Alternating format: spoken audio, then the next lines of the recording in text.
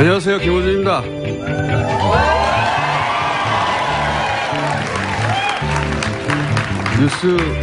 뉴스공장 1주년입니다. 1주년이라고 이렇게 이런 시간에 여기까지 오신 수많은 분들에게 얼굴 마주하고 제가 약속을 드리겠습니다. 국내 1위가 아니라 세계 최고의 시사방송이 되겠습니다.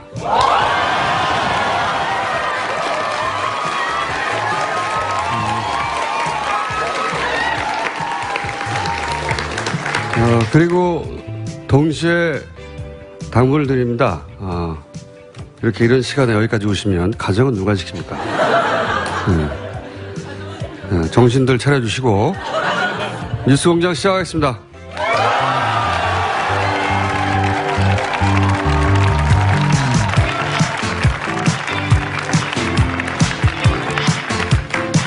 자, 오늘은 특집 공개방송이라 저희가 특별한 손님을 모셨습니다.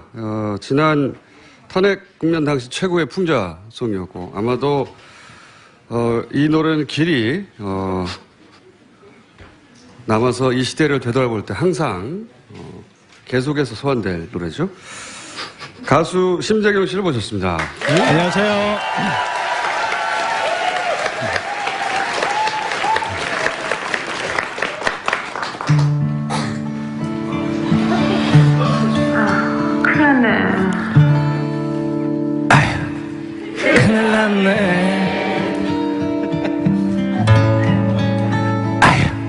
큰일 났어.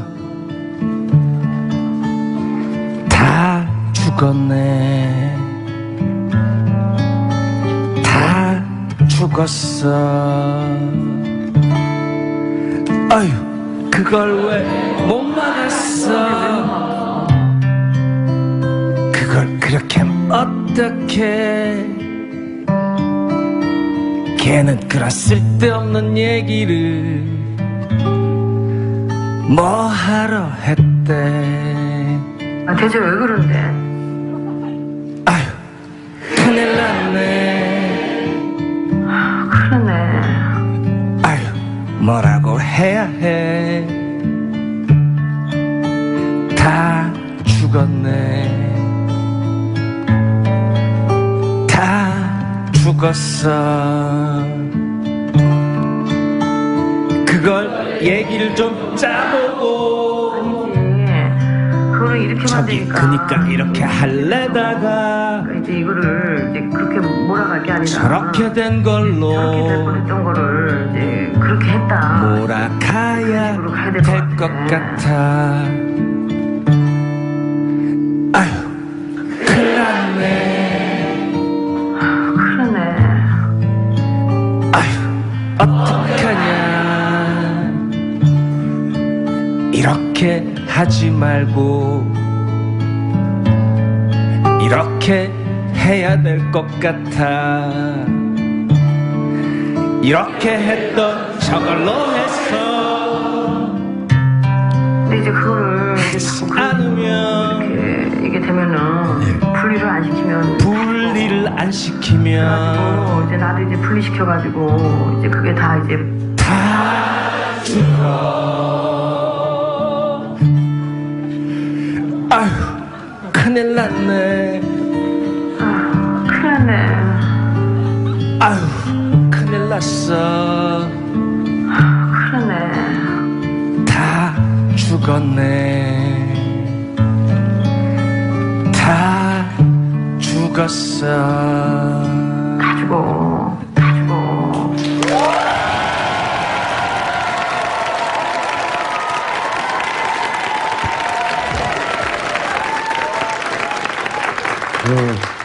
새벽부터 연습한 게 겨우 이거예요? 이분들 다 끌어내. 자, 심재경 씨 들어가시기 전에 혹시 이 음악 발표한 이후에 음반 제안은 오지 않았나요? 음반 제안은 안 왔고요. 음원은 냈는데, 음원 수입료가 아주 저조하게 들어오더라고요. 예. 음반 제안이 오지 않았다. 음악시장 관계자들이 다들 현명하네요. 오늘 여기서 헤어져야 될 것 같아요. 감사합니다.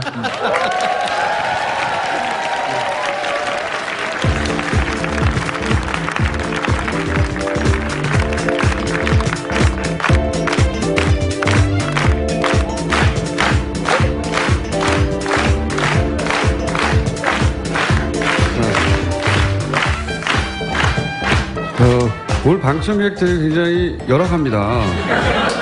박수 소리도 뭐 지금 굉장히 간단한 거거든요. 자, 항상 첫 번째 순서를 열어주는 시사인의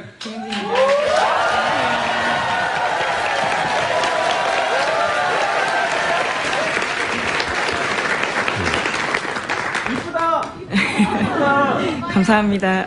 가족분들 조용히 해주시고요. 자, 김은지 기자의 이런 모습 저도 처음 봅니다. 오늘 분장을 했고요. 첫 번째 뉴스는 뭡니까? 네, 국정원 개혁위가 어제 또 발표를 했는데요. 이명박 정부 시절에 국정원이 비판 세력 제압 활동 조사 결과 발표했습니다. 2009년 노무현 전 대통령 서거를 계기로 MB정부 책임론이 불거지자 대응 논리를 개발해서 심리전에 활용한 건데요. 네, 여야를 저 가리지 말고 저 않고 앞을 했습니다. 봐주세요. 왜 이렇게 웃으시나요, 당황스럽게?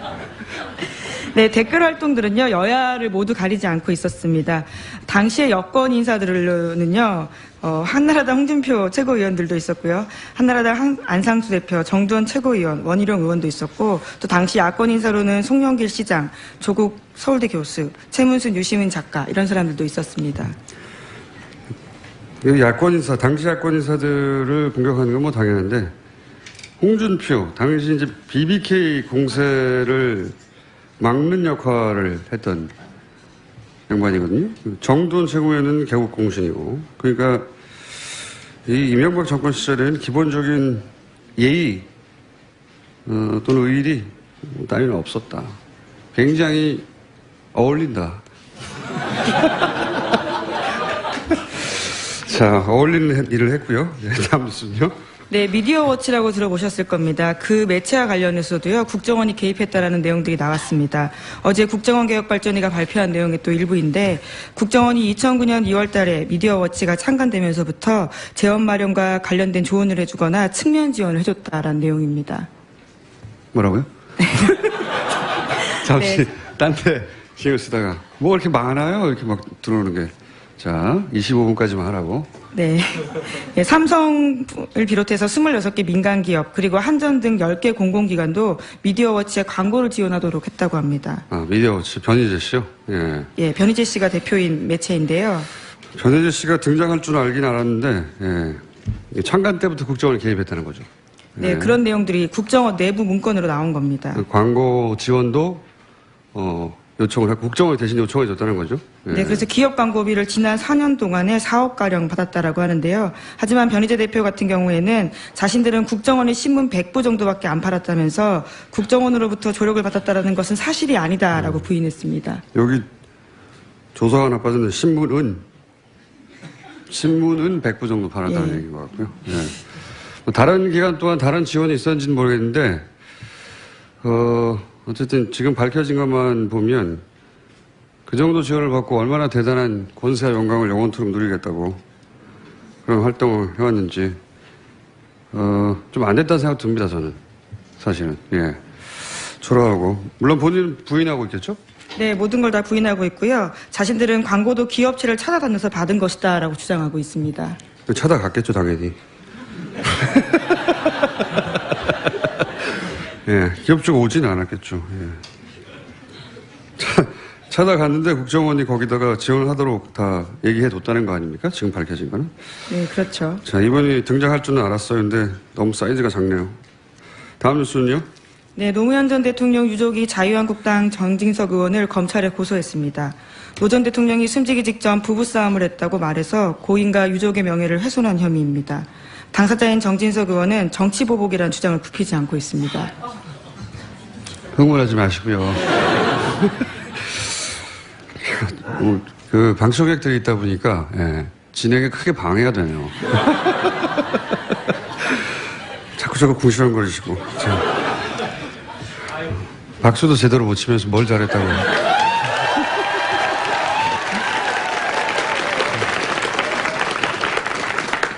어제 한 얘기지만 이게 일단은 겁나서 그러는 거고요.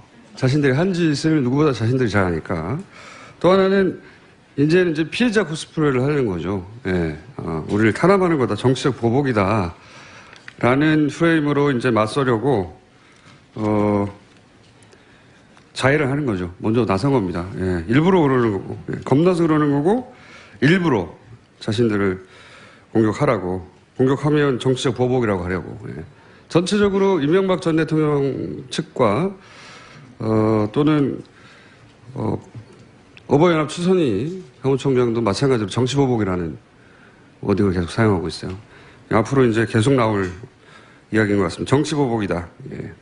자기들이 먼저 때려놓고 화를 내면 정치보복하지 말라고 이러는 거예요, 지금. 예. 자, 다음 뉴스는요?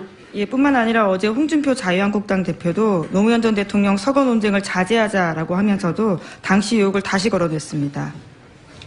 자제하자는 건 자기들이 자제를 해야 되는데 자기들이 문제를 꺼내놓고 그 논리예요. 예, 자꾸 일부러 이렇게 도발하는 겁니다. 앞으로도 계속될 것 같고요, 한동안은. 아마도 이명박 전 대통령이 직접 혹은 최측근이 나와서도 또 똑같은 얘기를 할 거예요. 정치보복이라고. 자, 다음 뉴스는요? 네, 대북 관련된 소식도 계속 전해드리고 있는데요. 리용호 북한 내무상이 어제 25일, 현지 시각으로 25일요, 기자회견을 했습니다. 자청에서 한 이야기인데 내용은 이렇습니다. 미국이 선전포고한 이상 미국 전략 복국기들이 설사 북한 영공을 채 넘어서지 않는다 해도 모든 자의적 대응 권리를 보유하게 될 것이다 라고 말했는데요. 지난 며칠 동안 알다시피 유엔을 비롯한 국제사회의 말싸움이 행동으로 이어지지 않기를 간절히 소원했다라면서도 그러나 트럼프가 지난 주말에 다시 자신들을 자극했다면서 선전포고했다라고 주장했습니다. 말을 잘 들어보면 미국이 선전포고했기 때문에 우리는 자의적 대응 권리를 행사하겠다는 게 아니고 보유하게 될 것이다. 이미 보유하고 있어요. 이미 보유하고 있는데 북한이 성명을 내는 걸 잘 읽어보면 어디까지 진도를 나갈 것인지 굉장히 구체적으로 꼼꼼하고 세심하게 드러냅니다. 보유하고 있다는 거예요. 예. 잊지 마라, 나 보유하고 있다. 예. 보통은 이제 선전포고를 했으면 권리를 행사해야 되죠. 예. 행사할 생각은 없는 것이고, 다만 앞으로 이제 북한이 선전포고를 먼저 했기 때문에 추가 핵실험을 할 수밖에 없다. 이런 논리 전개가 이어지겠죠. 예. 여전히 말싸움 하고 있는 와중이고요. 근데 갑자기 러시아가 등장했어요, 그죠? 네, 관련해서 네. 눈에 띄는 인터뷰가 있습니다. 러시아 NTV와의 인터뷰에서 세르게이 라브로프 러시아 외무장관이 한 인터뷰인데요. 미국은 북한이 핵무기를 보유하고 있다는 것을 확신하기 때문에 북한을 공격하지 않을 것이다라고 말했습니다. 그러니까 자신의 말이 북한의 편을 드는 게 아니라 이런 분석에 모두가 동의하고 있다라고도 이야기했는데요. 미국이 과거 이라크를 공습한 것은 이라크에 대량 살상 무기가 하나도 없다라는 확실한 정보를 갖고 있었기 때문이다라고도 주장했습니다.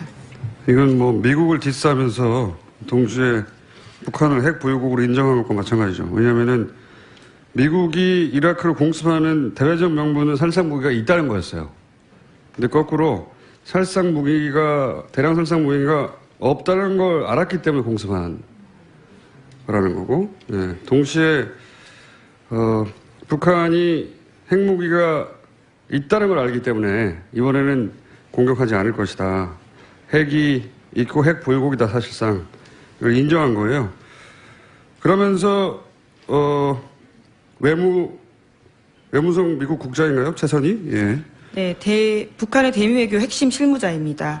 그 사람을 러시아로 불렀어요.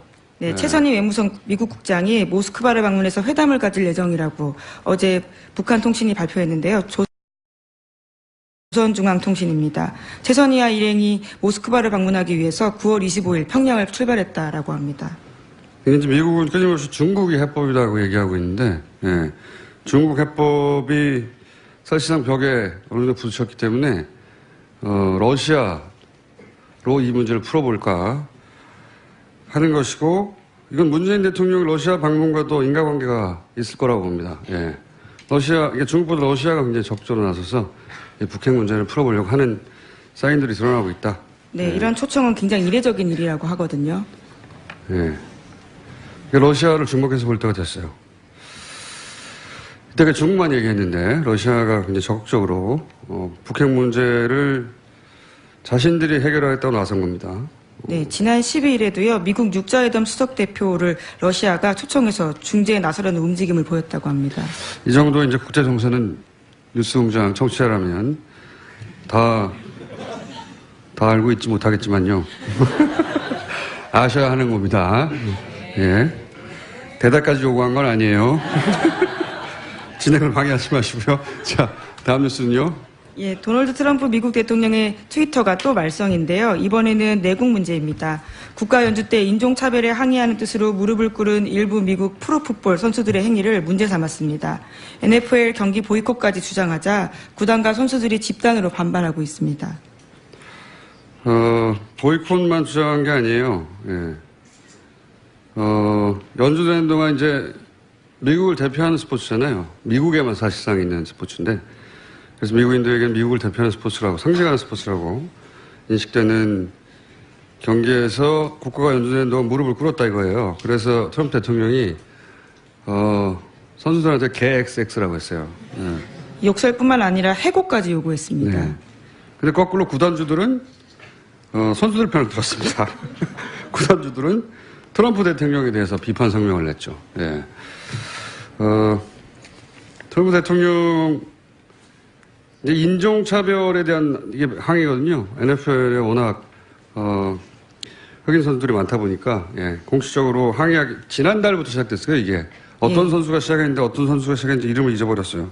예, 지난 8월에 NFL의 샌프란시스코 49어스의 쿼터백 콜린 캐퍼닉이라는 선수라고 합니다. 너무 모욕하네 나를. 도움을 드리기 위해서요. 네, 김은지 기자에게 박수 부탁드립니다.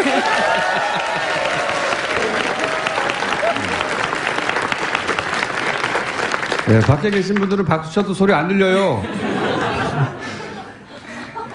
더욱 박수를 치시네. 네. 밖에 안에 한 200 몇십 명 정도 앉아 계시고 밖에 거짓말 안 못하고 한 1000명 정도 됩니다. 네. 1000명 돼요. 날 비웃은 거예요 지금?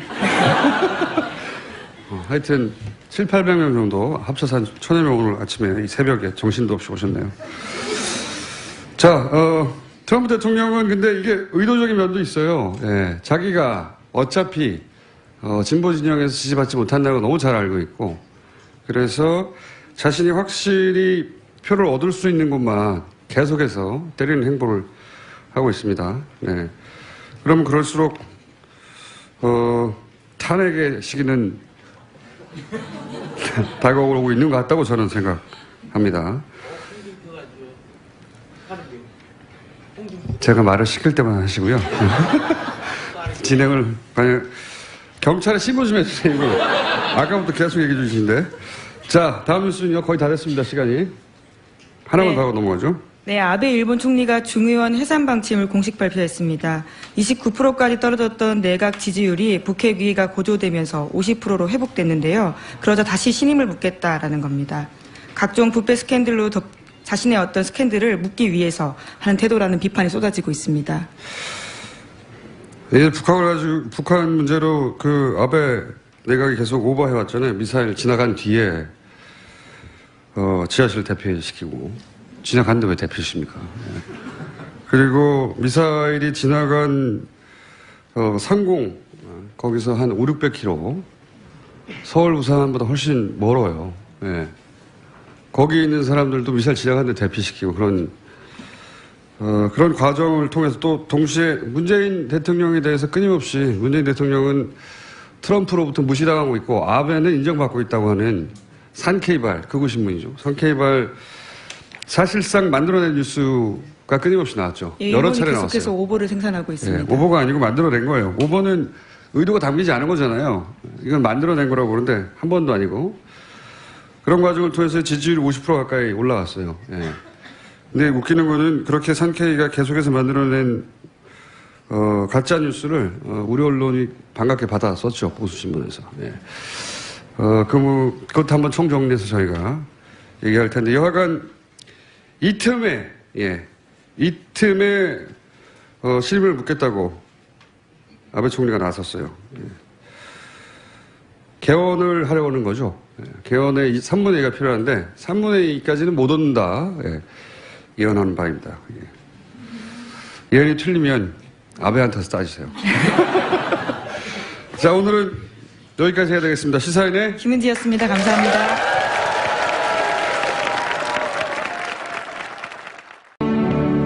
지나는 국민 여러분, 안녕하십니까. 여러분의 귀염둥이, MB입니다. 참 많이 웃는데, 이코 부서벽에 참나. 여러분! 대답해, 괜찮아요, 여러분! 할 일이 그리 없어요? 할 일이 이렇게 없나? 아이고, 여기를 왜 와, 여기를. 진짜 나 이해를 못하겠어. 김호준이 저 볼 게 뭐가 있다, 이 새벽에 이래 몰려오는 거야. 어제부터 막 준비하려고 오고 그런 사람, 야, 나 그 사람들 진짜 이해 안 가네. 완전 이해 불가야, 나는. 응? 그건 그렇다 치고. 오늘은 좀 특별한 날이죠. 예. 김원준의 뉴스공장 1주년. 그것도 공개방송. 사실 마음 같아서 그냥 잡아먹고도 분이 안 풀린 인간이지만은, 그래도 오늘은 축하를 드립니다. 사실 나도 축하를 할 수밖에 없는 게, 여러분 아시다시피, 이 김호준이 이 MB가 어박해 왔습니다. 나 없으면 걷겠나, 보셔서 아시겠지만은, 복장 불량해, 생긴 거 불량해, 머리 산발해, 지저분해, 많이 드는 거 하나 없지만은, 그래도 못하겠습니까? 뉴스공장 많이 사랑해 주시기 바랍니다. 자, 그럼 또, 시간도 있고 또 진행해야 되니까, 마음이 한번 하지만 가야지 자, 그러면 도덕적으로 완벽한 이 MB, 완벽하게 말만 들어가 보도록 하겠습니다. 보자, 가자. 저 누구야, 저 주진우 해가지고. 야, 너 왜 왔어? 가시죠. 나봐. 야, 주진우. 가시죠. 가시죠. 야, 너 나봐, 와.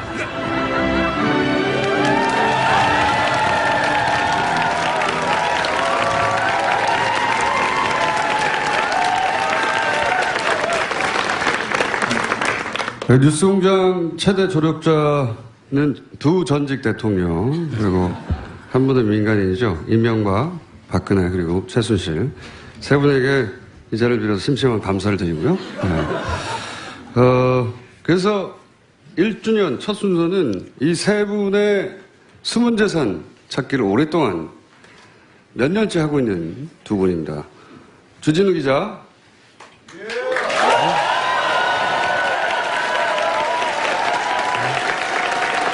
그리고 안원구 전 대구지방국세청장입니다.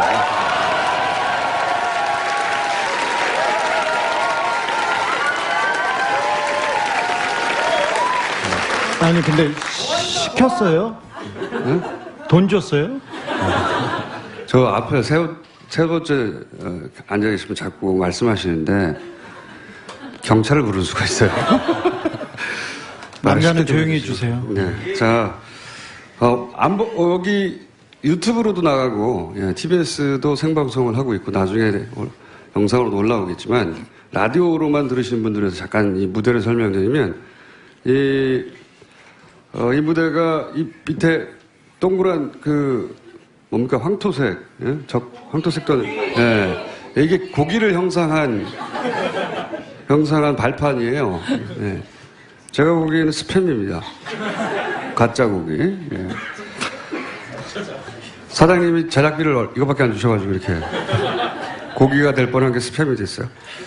자, 두 분을 모셨는데 이미 5주째 계속 하고 있지만 주진우 기자는 지난주에 또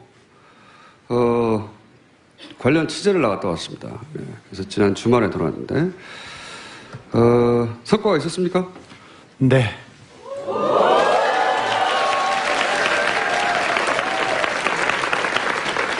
작은 성과에 불과할 수도 있어요. 박수는 다 듣고 주세요. 큰 성과가 있었나요? 네.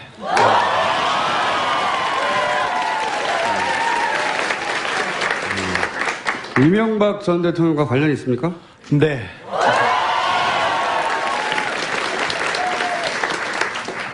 관련이 깊나요? 네.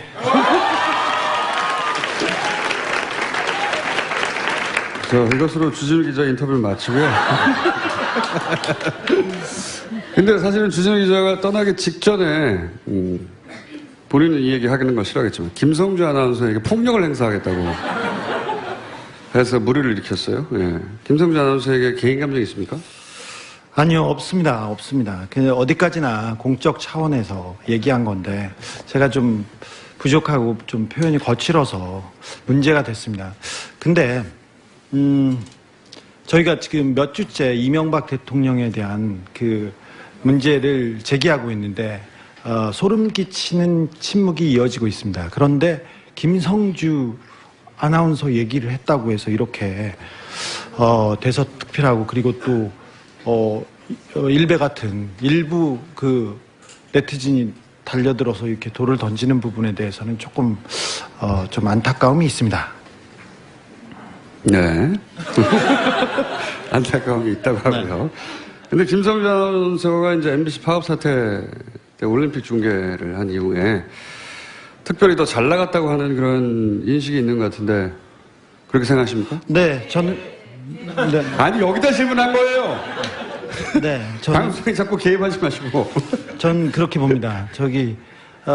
아나운서들, 특별히 스포츠 아나운서들한테는 올림픽과 월드컵은 꿈의 무대고 누구나 마이크를 잡고 싶어 하는 무대인데, 2012년 런던 올림픽에서 개막식, 그리고 축구, 그리고 수영, 가장 좋은 종목은 이분이 다 했습니다. 2013년에도 계속해서 가장 중요한 프로그램을 8개, 10개 이상 했고요. 2014년에는 소치 올림픽 스피드 스케이팅하고 피겨 스케이팅 중계를 했습니다. 아시다시피 김연아 선수 생각하시죠? 그리고 2014년 브라질 월드컵에서 메인 MC를 맡았고요. 그 다음에 아시안 게임 개막식, 그 다음에 축구, 그것뿐만 아니라 너무 많은 프로그램을 맡았습니다. 그래서 저는 그렇게 봅니다. 그게 이제 김성주 아나운서의 누나 얘기도 자꾸 간간히 등장하는데, 근데 이제 아직 여기까지 거론한 언론은 없는데, 누나의 남편, 그러니까 매형이죠. 매형이 당시 청와대 비서관으로 언론 담당이었어요. 예. 그게 영향을 줬다고 생각하십니까, 주 기자? 네. 아니. 김성주 씨는 청와대 이명박 청와대에서 그냥 보는 사람이 아니라 굉장히, 관리하시던 분이라고 저는 느끼고 있는데요. 매형, 그러니까 조 아무개 씨가 청와대 언론 담당으로 이명박 청와대에서 중요한 역할을 했습니다. 그래서 그 부분이 아무래도 영향을 줬다고 저는 보고 있습니다. 네, 그런 의혹이 있다. 네. 네. 물증도 없고 사실관계가 확정되는 건 아닌데 기자로서 그런 의혹을 가지고 있다고 하는 겁니다. 청장님? 예. 네. 노무현 전 대통령에 대해서 당시 일은 그게 이제 정치적 목적을 가진 사정이 아니다. 이런 얘기가 최근에 계속 불거지지 않습니까? 예. 그런 얘기를 하고 있고, 당시 사실은 그 폭풍의 한가운데 계셨던 분으로서 국세청에서 그런 주장에 대해서 어떻게 생각하십니까? 일단 머리가 잘 어울리십니다. 일단. 예, 일단 제가 그 당시에 국세청에서만 있었던 게 아니고 실제 그 조사를 하라고 제가 지시를 받았던 사람이거든요. 당사자죠. 그러니까 너무 당사자죠. 그래서 그 상황을 제가 너무나 생생하게 기억을 하고 있고, 그렇게 지시를 했고, 실질적으로 누구를 겨냥해서 한다. 그리고 그 조사에서 성과가 나면 내 명예회복을 시켜주겠다. 이런 이야기까지 하면서 저를 거기에 투입하려고 했기 때문에 저는 그때 조사국장이 아니거든요.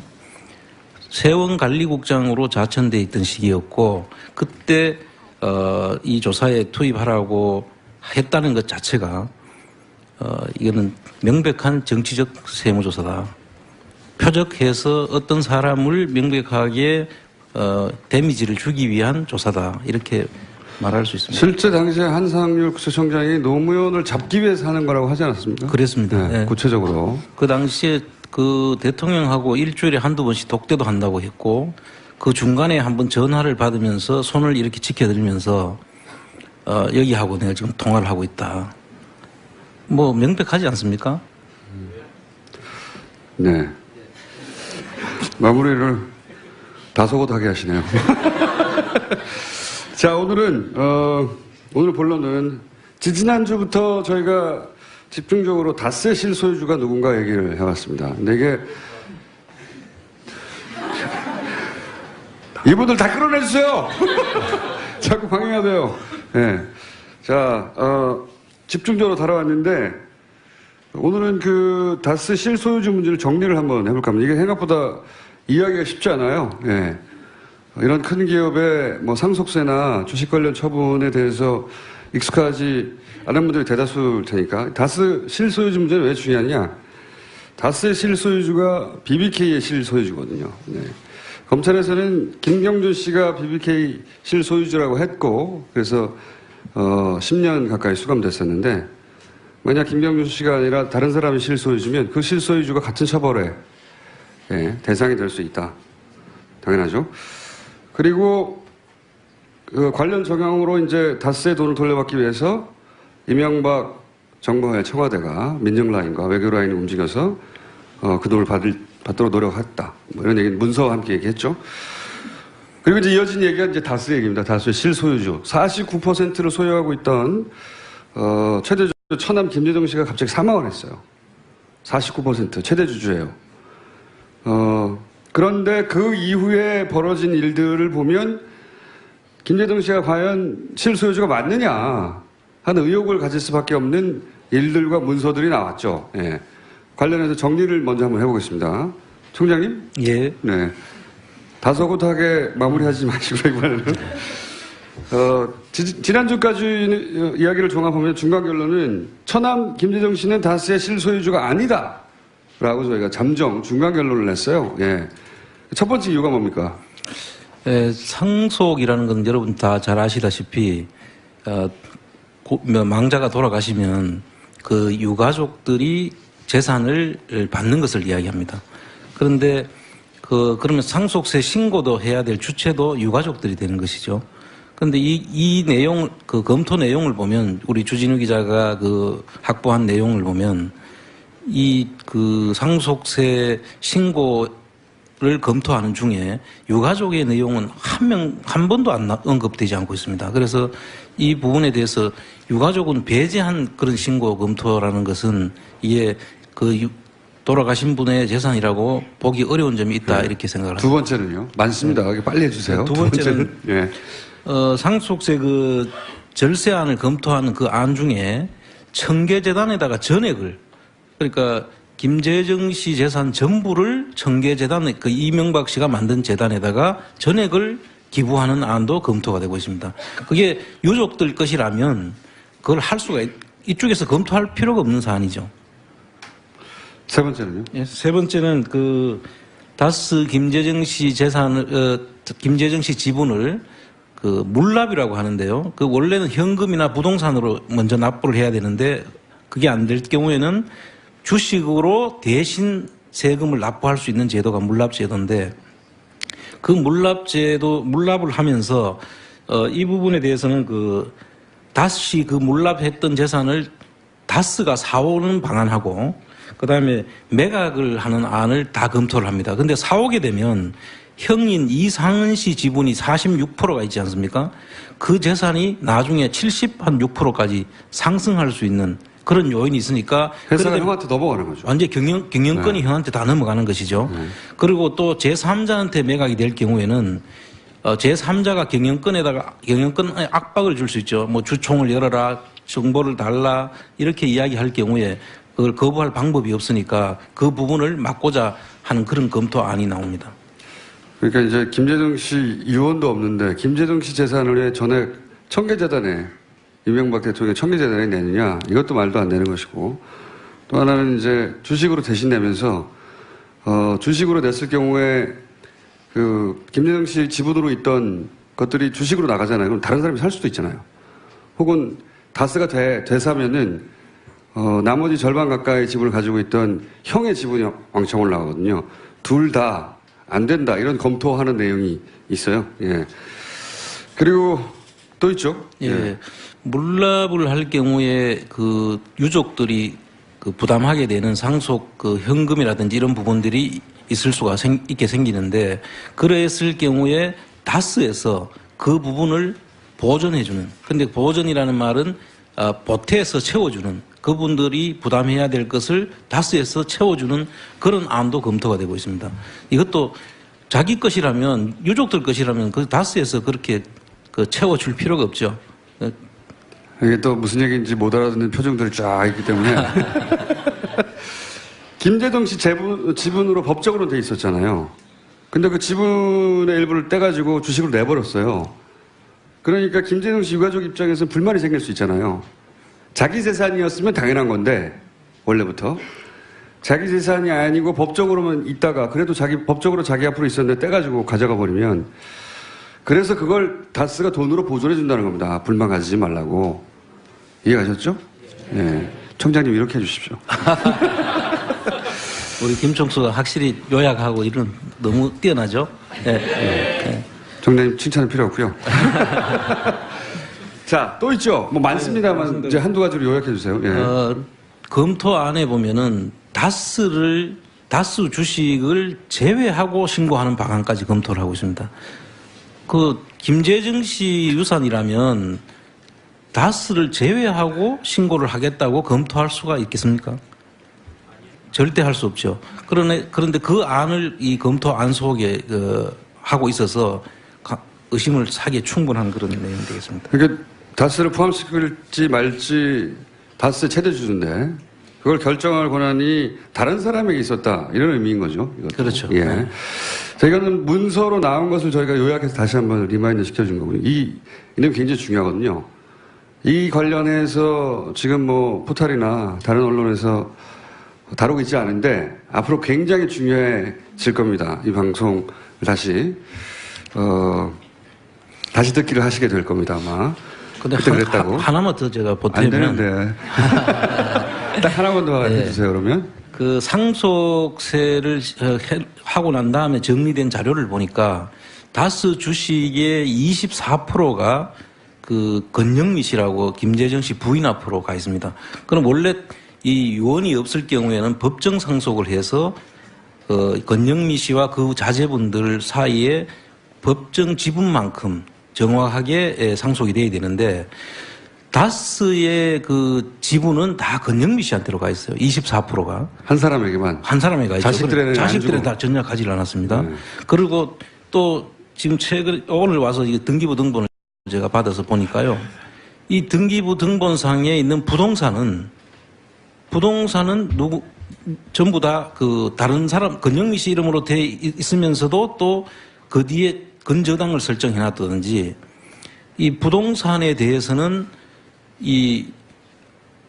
아들 이름으로 되어 있는 게 또 있고요. 원래 상속이라는 것은 부동산이든 주식이든 똑같은 지분별로 같이 나눠야 되는데 상속 상속 물건에 따라 가지고 이걸 달리 해놓은 거예요. 비율이 달리했다. 예. 그러니까 전부 다스 지분은 전부 다 건영미 씨가 또 그 부동산에 대해서는 아들과 건영미 씨 이런 식으로 해서 물건별로 나눴다는 것은 이건 상당히 의심스러운 부분이라고 할 수 있겠습니다. 청장님 평소 이렇게 방송하세요? 어려워서 못 알아들어요. 제가 이 목소리를 목소리 때문이 아닙니다. 앞으로 이렇게 불화가 시작되었어요. 생방송을 하니.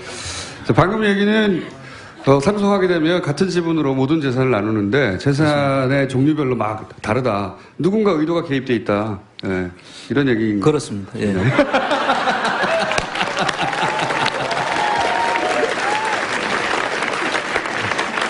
문서로는 그래요. 문서로는. 근데 문서 말고 증언도 있습니다. 이 문서도 물론 주진우 기자가 확보해서 안홍구 청장님이 분석하고 있는 거지만 문서 많아요. 오늘 보따리 왜 안 가져왔습니까? 보따리 직접 보여줘야 되는데. 예. 이런 보따리 들고 오거든요. 방송마다. 그거 말고 구체적으로 이명박 전 대통령 주변에서 혹은 다스에 근무했던 혹은 근무하고 있는 사람들에게서 들은 이야기도 있잖아요. 네, 제가 그분들의 증언을 일부러 가져왔습니다. 이거는 기본적으로 직접 듣고 네. 그리고 녹취도 확보한 구체적인 내용들입니다. 네, 녹취와 문자로 확보한 내용입니다. 한 제보자 1입니다. 가회동, 그러니까 이명박 대통령이 당선되기 직전까지 살았던 가회동 자택과 그리고 청와대 안가, 당선된 이후에 청와대 안가에서 이명박 대통령을 만났는데 다스 사장의 비위 사실을 이렇게 통보하고 얘기했다고 합니다. 정확히 기억은 안 납니다. 밤이었고 초행이라 게다가 당선자인 MB를 보러 간다고 해서 경황이 없었습니다. 하지만 그때 다스 사장 얘기를 했습니다. 이렇게 얘기를 하는데 초행이었지만 당선자인 MB를 보러 갔다. 그리고 청와대 안가에 가서 다스 사장을 얘기했다는 이 증언이 있습니다. 다스 관계자가 이 말을 한 거예요. 네. 그러니까 대통령이 당선된 이후 다스 사장을 불러가지고 다스 관계자를 불러 다스 얘기를 했다는, 다스를 그때도 대통령께서는 챙기고 계셨다 이런 네. 증언이고요. 본인 물건이 아닌데 네. 챙기셨다는 거고요. 두 번째 제보자는 이분의 문자를 제가 재구성했습니다. 특검 때 100억 원 비자금이 나왔습니다. 그러니까 다스의 비자금이 나왔습니다. 정호영 특검인가 그랬어요. 근데 그 당시에 서울 동대문에 S교회인가 잘 기억은 안 나는데요. 이 교회에 MB 막내 여동생 전도사님이 계셨어요. 지난주 얘기하셨죠. 네. 네. 이분이 도곡동 BBK 특검 때 이상은 회장이 현찰을 가지고 많이 쓰고 매월 이 아무개 씨가 수천만 원씩 인출해서 이상은 회장에게 전달해서 이 돈을 누구의 학비와 딸의 생활비로 사용하고 나머지는 막내 여동생의 선교사 비용 및 교회 헌금으로 내서 확인서를 받아서 자금 사용처를 제출한 부분이 있는데요. 이 부분도 거짓입니다. 이렇게 하면서 밑에다 얘기를 하는데 큰오빠 이상은 회장의 구이동 현대프라임 아파트 12동 땡땡호에서 거실에서 나눈 얘기인데 오빠한테 이 확인증을 전도사님이 가짜 확인증이죠. 가짜 확인증을 비자금 100억에 대해서 이거는 교회에서 쓴 거라고 전도사였기 때문에 가짜 확인증을 만들어서 건네주면서 네. 두 끼 금식을 하고 회개 기도를 드렸어요. 하니 오빠가 그래 고맙다 갚을게 이렇게 얘기를 하셨답니다. 금식 기도를 하시고 나서 문자 내용입니다. 네. 자, 그리고 그렇습니까? 아니 또 제보자 세 번째인데 이분은 다스 이제 이명박 대통령이 퇴임하고 논현동 사저로 돌아간 때였어요. 근데 그때 다스 임원 인사하고 현안을 MB가 직접 논현동 사저에서 아들 시영 씨와 함께 직접 챙겼답니다. 그래서 중요한 임원 인사 그리고 중요한 현안은 직접 회의를 열어서 결정했다고 합니다. 특별히 아까 김재정 씨가 죽고 그 아들과 상속 문제로 굉장히 문제가 있어서 세금 문제 때문에 굉장히 골치가 아팠나 봐요. 그래서 MB한테 다스가 MB 소유라는 것을 양심 고백한 후에 사실을 인정하고 시영 씨한테 물려주는 게 어떻겠냐고 중요한 회의 내용에서 테이블에서 나왔던 주제가 이런 부분이었다고 얘기합니다. 그러니까 다스 내에서는 실소유주가 누군지 알고 있는데 실소유주가 이명박 전 대통령이라는 걸 양심 고백하고, 왜냐하면 앞으로도 재산 문제가 계속 생길 테니까 어떻게 다 해결할 거냐 그런 내부 논의가 있었다는 거죠. 근데 그런 얘기를 하는 분들은 잘렸죠. 네, 쫓겨났습니다. 잘렸고요. 2분밖에 안 남았네요. 네, 2분 20초밖에 안 남았는데 오늘 근데 저희가 이제 이렇게 많은 분들이 오신 가운데 제안하고자 하려고 하는 것은 안원구 청장님의 아이디어입니다. 모든 책임은 안원구 청장님이 물어주시고요. 지금 그래서 그렇게 이 다스의 주식을 사실은 정부가 가지고 있는 거예요. 그렇죠? 예, 정확하게는 3대 주주죠, 정부가. 3대 주주고 가지고 있는 기획재정부에서. 기관은요? 가지고 있는 기관은 그때 신고 이후에 지금까지 가지고 있죠. 기획재정부에서 가져온 기획재정부에서. 거예요. 예, 기획재정부에서. 제 질문은 기획재정부를 네. 여쭤본 겁니다. 기강을 이야기한 거군요. 예. 네. 정신 차리세요. 기획재정부가 이명박 전 대통령이 그렇게 놓고 싶어 하지 않는, 꼭 지고 싶어 하는 그 다스의 지분을 20% 가지고 있죠. 20% 가지고 있어요. 그 지금 근데 이때까지는 너무 높게 가격을 책정해서 계속 의도적으로 유찰해 왔다는 의혹이 있습니다. 그죠? 그렇습니다. 지금 현재 가격은 얼마나 됩니까? 지금 현재 가격은 유찰이 6차에 돼 가지고 한 415억 정도 되는 것 같아요. 그거를 사람들을 모아서 사자 우리가. 그게 가능합니까? 예, 지금 가능할 걸로 보입니다. 저희가 방안을 발표하겠습니다.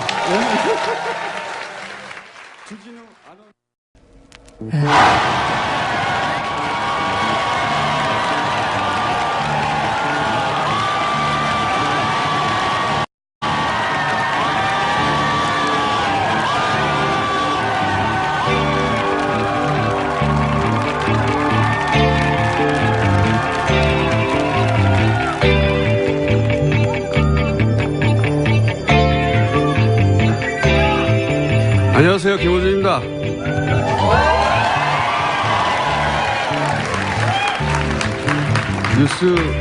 뉴스공장 1주년입니다. 1주년이라고 이렇게 이런 시간에 여기까지 오신 수많은 분들에게 얼굴 마주하고 제가 약속을 드리겠습니다. 국내 1위가 아니라 세계 최고의 시사 방송이 되겠습니다.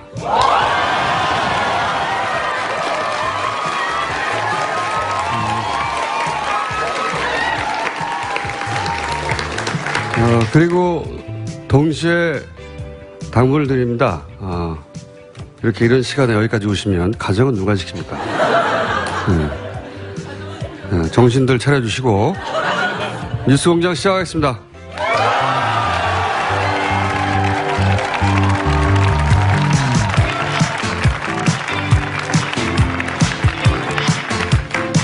자, 오늘은 특집 공개방송이라 저희가 특별한 손님을 모셨습니다.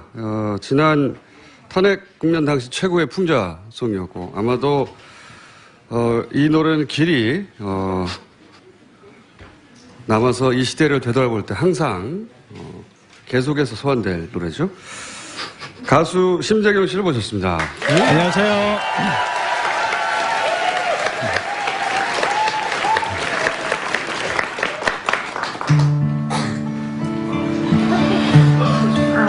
큰일 났네.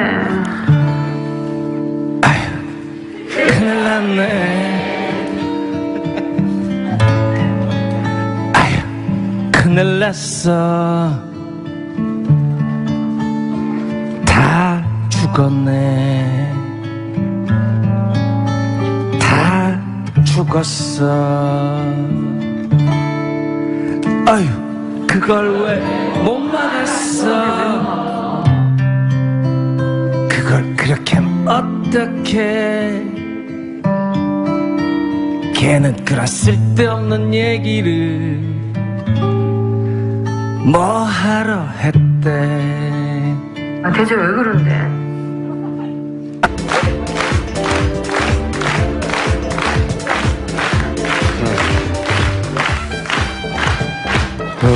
오늘 방청객들이 굉장히 열악합니다. 박수 소리도 뭐 지금 굉장히 간단한 거거든요. 자, 항상 첫 번째 순서를 열어주는 시사인의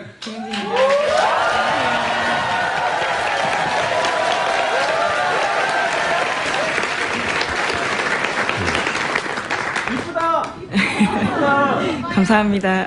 가족분들 조용히 해주시고요. 자, 김은지 기자의 이런 모습 저도 처음 봅니다. 오늘 분장을 했고요. 첫 번째 뉴스는 뭡니까?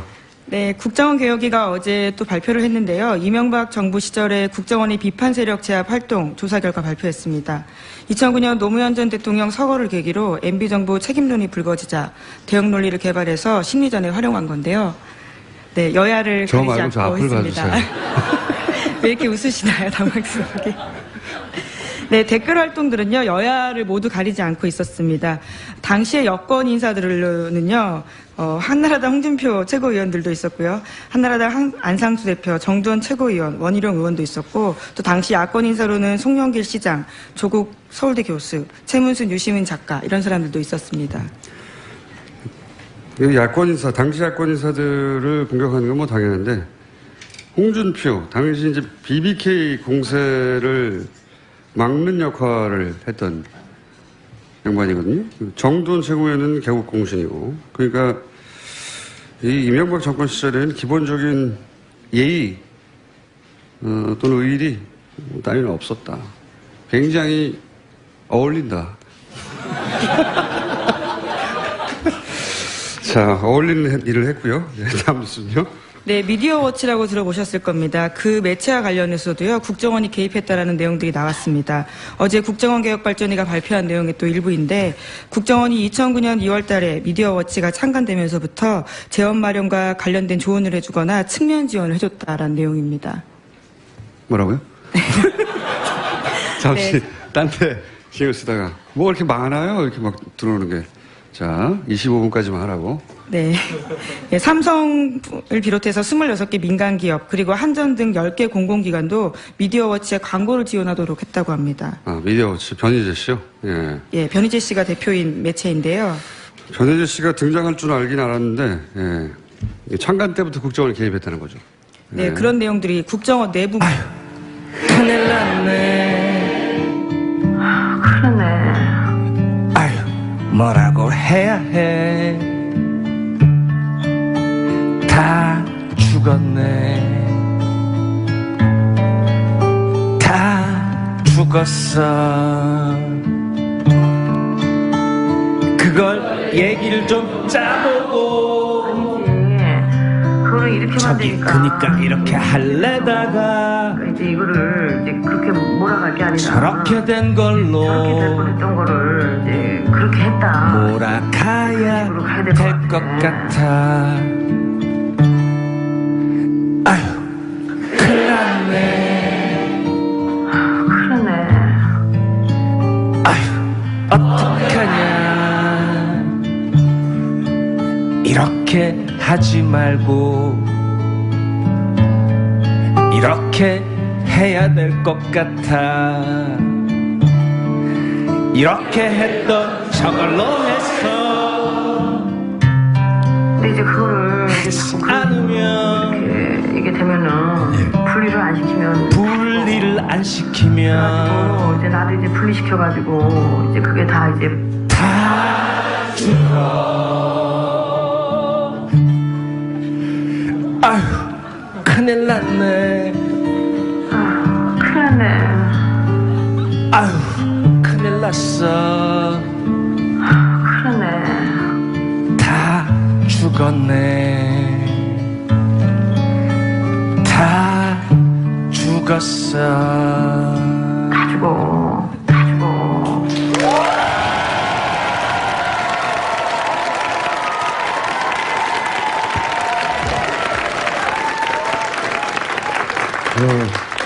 새벽부터 연습한 게 겨우 이거예요? 이분들 다 끌어내. 자, 신동엽 씨 들어가시기 전에 혹시 이 음악 발표한 이후에 음반 제안은 오지 않았나요? 음반 제안은 안 왔고요. 음원은 냈는데, 음원 수입료가 아주 저조하게 들어오더라고요. 예. 음반 제안이 오지 않았다. 음악시장 관계자들이 다들 현명하네요. 오늘 여기서 헤어져야 될 것 같아요. 감사합니다.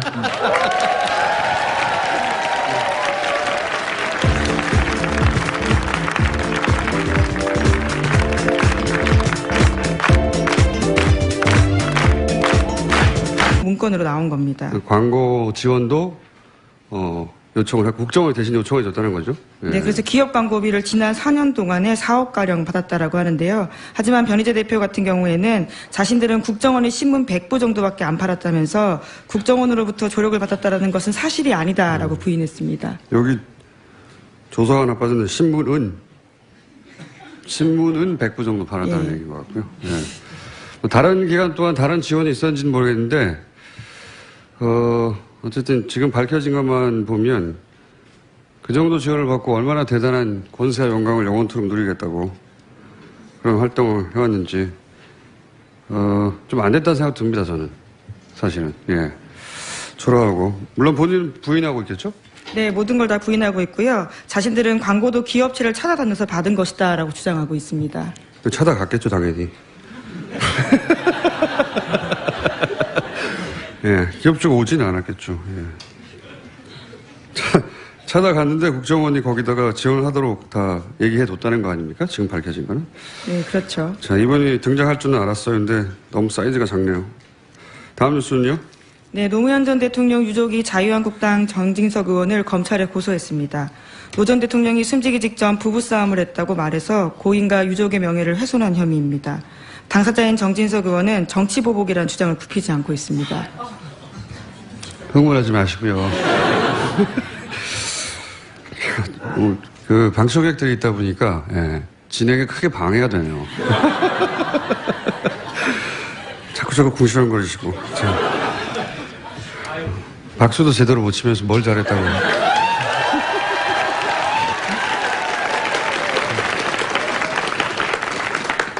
어제 한 얘기지만 이게 일단은 겁나서 그러는 거고요. 자신들이 한 짓을 누구보다 자신들이 잘 아니까. 또 하나는 이제는 이제 피해자 코스프레를 하는 거죠. 예, 우리를 탄압하는 거다. 정치적 보복이다. 라는 프레임으로 이제 맞서려고, 자해를 하는 거죠. 먼저 나선 겁니다. 예, 일부러 그러는 거고, 예, 겁나서 그러는 거고, 일부러 자신들을 공격하라고, 공격하면 정치적 보복이라고 하려고. 예.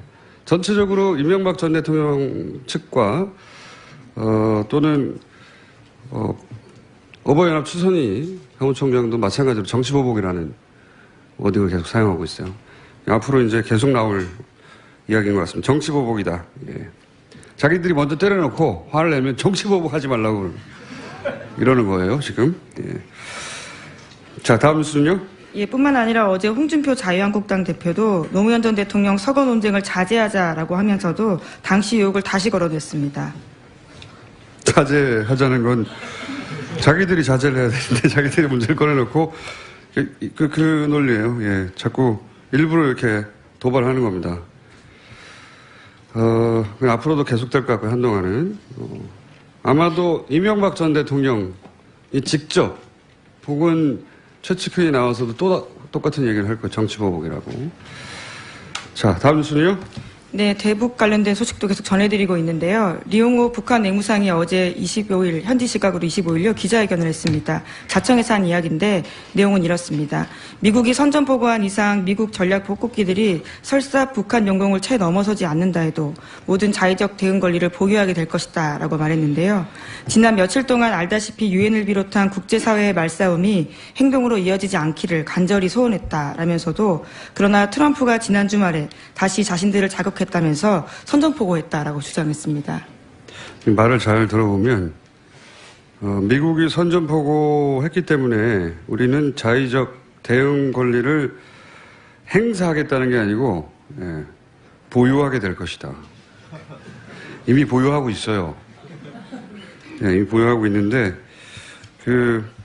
북한이 성명을 내는 걸 잘 읽어보면 어디까지 진도를 나갈 것인지 굉장히 구체적으로 꼼꼼하고 세심하게 드러냅니다. 보유하고 있다는 거예요. 예. 잊지 마라, 나 보유하고 있다. 예. 보통은 이제 선전포고를 했으면 권리를 행사해야 되죠. 예. 행사할 생각은 없는 것이고, 다만 앞으로 이제 북한이 선전포고를 먼저 했기 때문에 추가 핵실험을 할 수밖에 없다. 이런 논리 전개가 이어지겠죠. 예. 여전히 말싸움 하고 있는 와중이고요. 근데 갑자기 러시아가 등장했어요, 그죠? 네, 관련해서 네. 눈에 띄는 인터뷰가 있습니다. 러시아 NTV와의 인터뷰에서 세르게이 라브로프 러시아 외무장관이 한 인터뷰인데요. 미국은 북한이 핵무기를 보유하고 있다는 것을 확신하기 때문에 북한을 공격하지 않을 것이다라고 말했습니다. 그러니까 자신의 말이 북한의 편을 드는 게 아니라 이런 분석에 모두가 동의하고 있다라고도 이야기했는데요. 미국이 과거 이라크를 공습한 것은 이라크에 대량 살상 무기가 하나도 없다라는 확실한 정보를 갖고 있었기 때문이다라고도 주장했습니다. 이건 뭐 미국을 디스하면서 동시에 북한을 핵 보유국으로 인정한 것과 마찬가지죠. 왜냐하면은 미국이 이라크를 공습하는 대외적 명분은 살상 무기가 있다는 거였어요. 근데 거꾸로 살상